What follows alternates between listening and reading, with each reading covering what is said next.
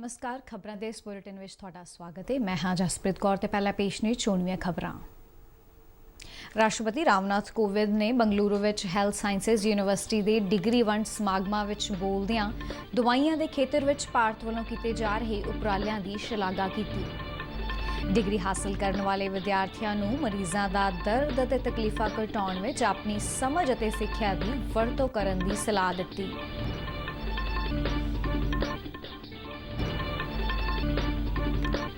प्रधानमंत्री नरेंद्र मोदी ने असम दौरे दौरान मैडिकल कॉलेज हस्पतालों ਅਤੇ ਸੋਮਮਾਲਾ प्रोजेक्ट का नींह पत्थर रखा। कहा सरकार उत्तर पूर्वी सूबिया के विकास वाल विशेष ध्यान दे रही है।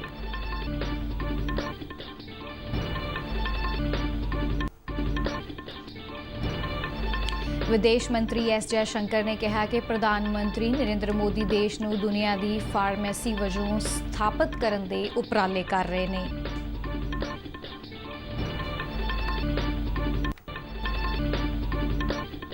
केंद्र ने सूबिया ते केंद्र शासित प्रदेशों ਨੂੰ टीकाकरण की रफ्तार विच तेजी लियाउण लई कहा। टीकाकरण मौके ही कोविड डिजिटल प्लेटफॉर्म ते लाभार्थी ਨੂੰ रजिस्टर करने की सलाह दी।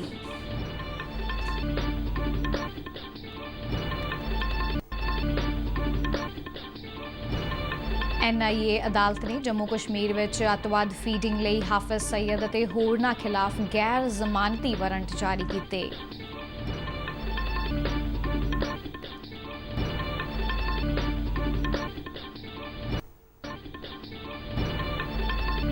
चेन्नई क्रिकेट टेस्ट मैच विच इंग्लैंड की पहली पारी 578 दौड़ां ते सिमटी। भारत की शुरुआत खराब, दोपहर के खाने तक 59 दौड़ां ते 2 विकटां गवाईयां। ते हुण खबरां विस्तार नाल।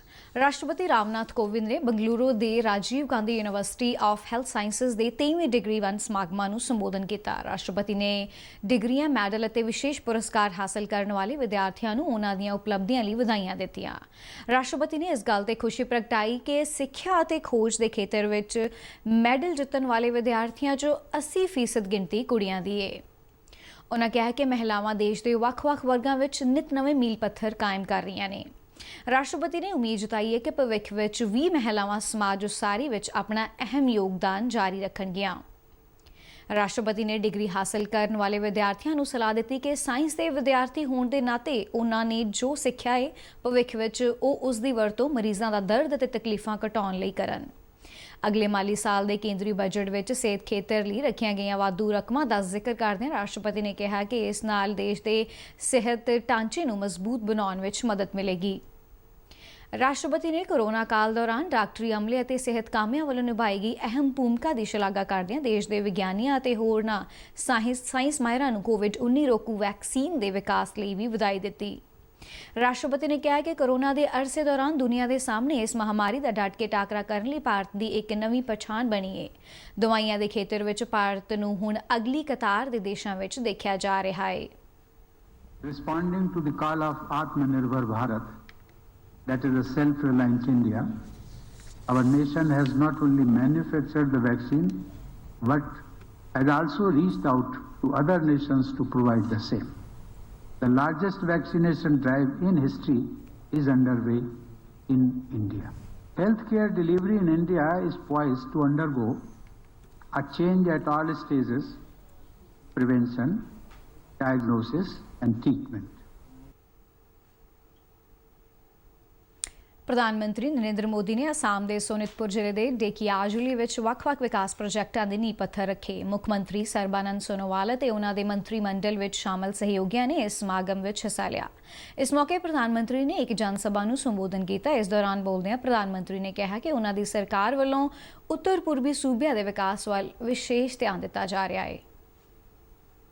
देश इसी तरह विकास और प्रगति के रास्ते पर बढ़ता रहेगा।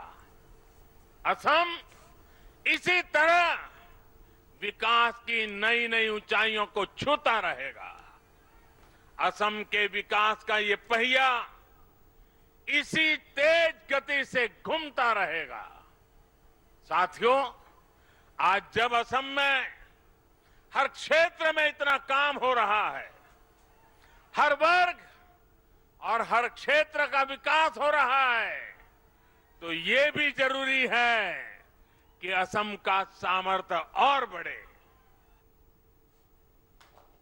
3 ਹਫ਼ਤਿਆਂ ਵਿੱਚ ਪ੍ਰਧਾਨ ਮੰਤਰੀ ਵੱਲੋਂ ਅਸਾਮ ਦੀ ਦੂਜੀ ਵਾਰ ਯਾਤਰਾ ਕੀਤੀ ਜਾ ਰਹੀ ਹੈ। ਪ੍ਰਧਾਨ ਮੰਤਰੀ ਨਰਿੰਦਰ ਮੋਦੀ ਨੇ ਸੂਬੇ ਦੇ ਸ਼ਾਹ ਮਾਰਗਾਂ ਅਤੇ ਪ੍ਰਮੁੱਖ ਜ਼ਿਲ੍ਹਿਆਂ ਦੇ ਸੜਕਾਂ ਦੇ ਨੈਟਵਰਕ ਨੂੰ ਬਿਹਤਰ ਬਣਾਉਣ ਦੇ ਮੰਤਵ ਨਾਲ ਸੋਮਾਲਾ ਪ੍ਰੋਜੈਕਟ ਦੀ ਵੀ ਸ਼ੁਰੂਆਤ ਕੀਤੀ। ਇਸ ਪ੍ਰੋਜੈਕਟ ਦੇ ਮੁਕੰਮਲ ਹੋਣ ਨਾਲ ਕੌਮੀ ਸ਼ਾਹ ਮਾਰਗਾਂ ਅਤੇ ਪੇਂਡੂ ਸੜਕਾਂ ਦੇ ਤਾਣੇ ਬਾਣੇ ਨੂੰ ਮਜ਼ਬੂਤੀ ਮਿਲੇਗੀ, ਜਿਸ ਨਾਲ ਆਵਾਜਾਈ ਦੀ ਬਿਨਾਂ ਕਿਸੇ ਅੜਿੱਕੇ ਤੋਂ ਸਹੂਲਤ ਉਪਲਬਧ ਹੋਵੇਗੀ। ਪ੍ਰਧਾਨ ਮੰਤਰੀ ਨੇ ਇਸ ਤੋਂ ਇਲਾਵਾ ਬਿਸਵਨਾਥ ਅਤੇ ਚਰਾਈ ਦੇ ਵਿੱਚ ਬਣਾਏ ਜਾ ਰਹੇ 2 ਮੈਡੀਕਲ ਕਾਲਜਾਂ ਅਤੇ ਹਸਪਤਾਲਾਂ ਦਾ ਵੀ ਨੀਂਹ ਪੱਥਰ ਰੱਖਿਆ। ਇਸ ਪ੍ਰੋਜੈਕਟ ਤੇ ਤਕਰੀਬਨ 1100 ਕਰੋੜ ਰੁਪਏ ਤੋਂ ਵੱਧ ਦਾ ਖਰਚਾ ਹੋਣ ਦੀ ਸੰਭਾਵਨਾ ਹੈ। ਮੈਡੀਕਲ ਕਾਲਜਾਂ ਦੀ ਗਿਣਤੀ ਦੇ ਵਾਧੇ ਦੇ ਨਾਲ ਨਾ ਸਿਰਫ ਅਸਾਮ ਵਿੱਚ ਡਾਕਟਰਾਂ ਦੀ ਘਾਟ ਨੂੰ ਪੂਰਾ ਕੀਤਾ ਜਾਵੇਗਾ, ਸਗੋਂ ਸਮੁੱਚੇ ਉੱਤਰ ਪੂਰਬੀ ਖੇਤਰ ਲਈ ਅਸਾਮ ਇੱਕ ਡਾਕਟਰੀ ਕੇਂਦਰ ਵਜੋਂ ਉੱਭਰ ਕੇ ਸਾਹਮਣੇ ਆਵੇਗਾ।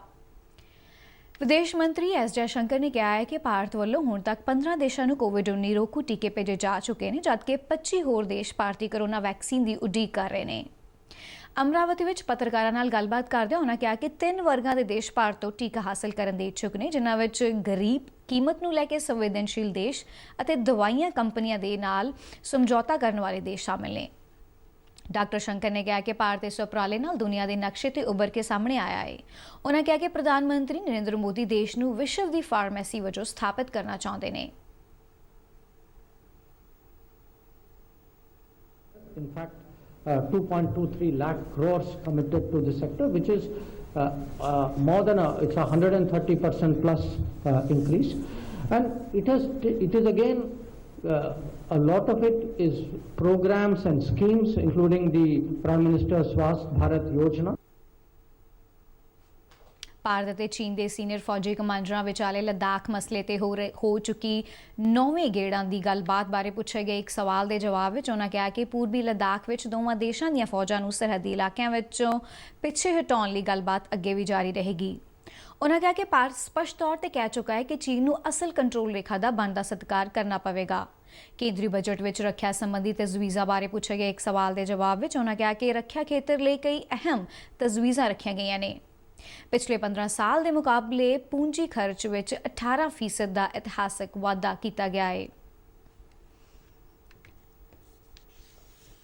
ਕੇਂਦਰ ਨੇ ਸੂਬਿਆਂ ਅਤੇ ਕੇਂਦਰ ਸ਼ਾਸਤ ਪ੍ਰਦੇਸ਼ਾਂ ਨੂੰ ਟੀਕਾਕਰਨ ਦੀ ਰਫ਼ਤਾਰ ਵਿੱਚ ਤੇਜ਼ੀ ਲਿਆਉਣ ਲਈ ਕਿਹਾ ਹੈ। ਸੂਬਿਆਂ ਤੇ ਸਿਹਤ ਸਕੱਤਰਾਂ ਅਤੇ ਕੌਮੀ ਸਿਹਤ ਮਿਸ਼ਨ ਦੇ ਮਹਾਨਿਰਦੇਸ਼ਕਾਂ ਨਾਲ ਇੱਕ ਸਮੀਖਿਆ ਮੀਟਿੰਗ ਦੌਰਾਨ ਕੇਂਦਰੀ ਸਿਹਤ ਸਕੱਤਰ ਰਾਜੇਸ਼ ਭੂਸ਼ਣ ਨੇ ਕਿਹਾ ਕਿ ਦੇਸ਼ ਦੀ ਕੋਵਿਡ ਟੀਕਾਕਰਨ ਮੁਹਿੰਮ ਦੀ ਰਫ਼ਤਾਰ ਨੂੰ ਬਿਹਤਰ ਬਣਾਉਣ ਲਈ ਜ਼ਰੂਰੀ ਹੈ ਕਿ ਇਸ ਦੀ ਰਫ਼ਤਾਰ ਨੂੰ ਸੁਚੱਜੇ ਢੰਗ ਨਾਲ ਤੇਜ਼ ਕੀਤਾ ਜਾਵੇ। ਉਨ੍ਹਾਂ ਹਰ ਟੀਕਾਕਰਨ ਦੇ ਸੈਸ਼ਨ ਦੌਰਾਨ ਔਸਤਨ ਟੀਕਾਕਰਨ ਦੀ ਗਿਣਤੀ ਵਿੱਚ ਸੁਧਾਰ ਦੀ ਗੁੰਜਾਇਸ਼ ਬਾਰੇ ਵੀ ਚਰਚਾ ਕੀਤੀ। ਉਨ੍ਹਾਂ ਸੂਬਿਆਂ ਦੇ ਸਿਹਤ ਸਕੱਤਰਾਂ ਨੂੰ ਟੀਕਾਕਰਨ ਦੇ ਰੋਜ਼ਾਨਾ ਅੰਕੜਿਆਂ ਦਾ ਵਿਸ਼ਲੇਸ਼ਣ ਕਰਨ ਅਤੇ ਉਨ੍ਹਾਂ ਨੂੰ ਵਧਾਉਣ ਲਈ ਜ਼ਰੂਰੀ ਕਦਮ ਚੁੱਕਣ ਦੀ ਵੀ ਸਲਾਹ ਦਿੱਤੀ। ਸਿਹਤ ਸਕੱਤਰ ਨੇ ਸੂਬਿਆਂ ਅਤੇ ਕੇਂਦਰ ਸ਼ਾਸਤ ਪ੍ਰਦੇਸ਼ਾਂ ਨੂੰ ਸਲਾਹ ਦਿੱਤੀ ਹੈ ਕਿ 100% ਟੀਕਾਕਰਨ ਨੂੰ ਯਕੀਨੀ ਬਣਾਉਣ ਦੇ ਨਾਲ-ਨਾਲ ਇਸ ਗੱਲ ਤੇ ਵੀ ਧਿਆਨ ਦੇਣ ਕਿ ਹਰੇਕ ਲਾਭਪਾਤਰੀ ਕੋਵਿਡ ਡਿਜੀਟਲ ਪਲੇਟਫਾਰਮ ਤੇ ਰਜਿਸਟਰ ਹੋਵੇ। ਉਨ੍ਹਾਂ ਕਿਹਾ ਕਿ ਟੀਕਾਕਰਨ ਸੈਸ਼ਨ ਦੌਰਾਨ ਹਰੇਕ ਲਾਭਪਾਤਰੀ ਨੂੰ ਮੌਕੇ ਤੇ ਹੀ ਰਜਿਸਟਰ ਕੀਤਾ ਜਾਵੇ ਤਾਂ ਜੋ ਫੀਡਬੈਕ ਦੀ ਰਫ਼ਤਾਰ ਤੇਜ਼ ਕੀਤੀ ਜਾ ਸਕੇ। ਉਨ੍ਹਾਂ ਹਰੇਕ ਸੂਬੇ ਅਤੇ ਕੇਂਦਰ ਸ਼ਾਸਤ ਪ੍ਰਦੇਸ਼ ਨੂੰ ਆਪਣੀ ਲੋੜ ਅਤੇ ਸਮਰੱਥਾ ਅਨੁਸਾਰ ਰਣਨੀਤੀ ਤਿਆਰ ਕਰਨ ਦੀ ਵੀ ਸਲਾਹ ਦਿੱਤੀ। ਦੇਸ਼ ਵਿੱਚ 12 ਸੂਬਿਆਂ ਅਤੇ ਕੇਂਦਰ ਸ਼ਾਸਤ ਪ੍ਰਦੇਸ਼ ਅਜਿਹੇ ਹਨ ਜਿੱਥੇ ਸਿਹਤ ਸੰਭਾਲ ਕਾਮਿਆਂ ਦਾ 60% ਤੋਂ ਵੱਧ ਟੀਕਾਕਰਨ ਮੁਕੰਮਲ ਹੋ ਚੁੱਕਾ ਹੈ। ਉਨ੍ਹਾਂ ਜ਼ਿਲ੍ਹਾ ਤੇ ਬਲਾਕ ਪੱਧਰ ਦੇ ਕੰਮ ਕਰਨ ਵਾਲੀਆਂ ਟਾਸਕ ਫੋਰਸਾਂ ਨੂੰ ਟੀਕਾਕਰਨ ਦੌਰਾਨ ਪੇਸ਼ ਆਉਣ ਵਾਲੀਆਂ ਮੁਸ਼ਕਿਲਾਂ ਅਤੇ ਜ਼ਮੀਨੀ ਪੱਧਰ ਦੀਆਂ ਤਿਆਰੀਆਂ ਬਾਰੇ ਲਗਾਤਾਰ ਸਮੀਖਿਆ ਮੀਟਿੰਗਾਂ ਕਰਨ ਦੀ ਵੀ ਸਲਾਹ ਦਿੱਤੀ। ਵੀਡੀਓ ਕਾਨਫਰੰਸਿੰਗ ਰਾਹੀਂ ਸੂਬਿਆਂ ਦੇ ਸਿਹਤ ਸਕੱਤਰਾਂ ਅਤੇ ਕੌਮੀ ਸਿਹਤ ਮਿਸ਼ਨ ਦੇ ਮਹਾਨਿਰਦੇਸ਼ਕਾਂ ਨਾਲ ਗੱਲਬਾਤ ਕਰਦਿਆਂ ਸਿਹਤ ਸਕੱਤਰ ਨੇ ਕਿਹਾ ਕਿ ਵਿਸ਼ਵ ਤੇ ਇਹ ਇੱਕ ਵੱਡਾ ਉਪਰਾਲਾ ਹੈ। ਦੇਸ਼ ਭਰ ਵਿੱਚ ਕੋਵਿਡ-19 ਟੀਕਾਕਰਨ ਪ੍ਰੋਗਰਾਮ 16 ਜਨਵਰੀ ਨੂੰ ਪ੍ਰਧਾਨ ਮੰਤਰੀ ਨਰਿੰਦਰ ਮੋਦੀ ਵੱਲੋਂ ਸ਼ੁਰੂ ਕੀਤਾ ਗਿਆ ਸੀ। ਸਿਰਫ 21 ਦਿਨਾਂ ਦੌਰਾਨ ਭਾਰਤ ਨੇ 50 ਲੱਖ ਤੋਂ ਵੱਧ ਕੋਵਿਡ ਟੀਕਾਕਰਨ ਦਾ ਕੰਮ ਮੁਕੰਮਲ ਕਰ ਲਿਆ ਹੈ। ਕੌਮਾਂਤਰੀ ਪੱਧਰ ਤੇ ਸਭ ਤੋਂ ਤੇਜ਼ ਰਫ਼ਤਾਰ ਨਾਲ ਟੀਕਾਕਰਨ ਕਰਨ ਵਾਲਾ ਭਾਰਤ ਮੋਢੀ ਦੇਸ਼ ਬਣ ਗਿਆ ਹੈ। ਦੁਨੀਆ ਦੇ ਕੁਝ ਦੇਸ਼ਾਂ ਨੇ 60 ਦਿਨ ਪਹਿਲਾਂ ਟੀਕਾਕਰਨ ਸ਼ੁਰੂ ਕੀਤਾ ਸੀ, ਪਰ ਉਹਨਾਂ ਦਾ ਅੰਕੜਾ ਅੱਜ ਵੀ ਭਾਰਤੀ ਅੰਕੜੇ ਦੇ ਨੇੜੇ-ਤੇੜੇ ਹੀ ਦਰਜ ਕੀਤਾ ਜਾ ਰਿਹਾ ਹੈ। ਦਿੱਲੀ ਦੀ ਇੱਕ ਅਦਾਲਤ ਨੇ ਜੰਮੂ ਕਸ਼ਮੀਰ ਵਿੱਚ ਅੱਤਵਾਦੀ ਫੀਡਿੰਗ ਨਾਲ ਜੁੜੇ ਮਨੀ ਲਾਂਡਰਿੰਗ ਤੇ ਇੱਕ ਕੇਸ ਅਤੇ 26/11 ਮੁੰਬਈ ਹਮਲੇ ਦੇ ਮੁੱਖ ਸਾਜ਼ਿਸ਼ਘਾੜੇ ਹਾਫਿਜ਼ ਸਈਦ ਅਤੇ ਹੋਰਨਾਂ ਖਿਲਾਫ ਗੈਰ ਜ਼ਮਾਨਤੀ ਵਾਰੰਟ ਜਾਰੀ ਕੀਤੇ ਨੇ। ਕੌਮੀ ਜਾਂਚ ਏਜੰਸੀ NIA ਦੀ ਅਦਾਲਤ ਨੇ ਮਨੀ ਲਾਂਡਰਿੰਗ ਐਕਟ ਦੀਆਂ ਕਈ ਧਾਰਾਵਾਂ ਤਹਿਤ ਇਨਫੋਰਸਮੈਂਟ ਡਾਇਰੈਕਟੋਰੇਟ ਵੱਲੋਂ ਦਾਇਰ ਚਾਰਜਸ਼ੀਟ ਤੇ ਨੋਟਿਸ ਲੈਂਦਿਆਂ ਵਾਰੰਟ ਜਾਰੀ ਕੀਤੇ ਨੇ। ਵਿਸ਼ੇਸ਼ ਜੱਜ ਪ੍ਰਵੀਨ ਸਿੰਘ ਨੇ ਕਸ਼ਮੀਰੀ ਕਾਰੋਬਾਰੀ ਜਾਹੂਦ ਅਹਿਮਦ ਸ਼ਾਹ ਵਟਾਲੀ, ਵੱਖਵਾਦੀ ਆਗੂ ਅਲਤਾਫ ਅਹਿਮਦ ਸ਼ਾਹ ਉਰਫ ਫੰਤੂਸ਼ ਅਤੇ UAE ਦੇ ਵਪਾਰੀ ਨਵਲ ਕਿਸ਼ੋਰ ਕਪੂਰ ਦੇ ਖਿਲਾਫ ਵਾਰੰਟ ਜਾਰੀ ਕੀਤਾ ਹੈ। ਵਟਾਲੀ ਦੀ company Tyson farms and construction private limited ਨੂੰ ਵੀ ਅਦਾਲਤ ਨੇ ਦੋਸ਼ੀ ਮੰਨਦਿਆਂ ਗੈਰ ਜ਼ਮਾਨਤੀ ਵਾਰੰਟ ਜਾਰੀ ਕੀਤੇ ਨੇ। ਮੁੰਬਈ ਹਮਲੇ ਦਾ ਮਾਸਟਰਮਾਈਂਡ ਅਤੇ ਲਸ਼ਕਰ-ਏ-ਤਾਇਬਾ ਮੁੱਖ ਹਾਫਿਜ਼ ਸਈਦ ਹੁਣ ਪਾਕਿਸਤਾਨ 'ਚ ਜਦਕਿ ਵਟਾਲੀ, ਫੰਤੂਸ਼ ਅਤੇ ਕਪੂਰ ਤਿਹਾੜ ਜੇਲ੍ਹ ਵਿੱਚ ਬੰਦ ਨੇ। ਇਸ ਦੇ ਨਾਲ ਹੀ ਖਬਰਾਂ ਦਾ ਬੁਲੇਟਿਨ ਸਮਾਪਤ ਹੁੰਦਾ ਹੈ। ਤੇ ਇਜਾਜ਼ਤ, ਨਮਸਕਾਰ।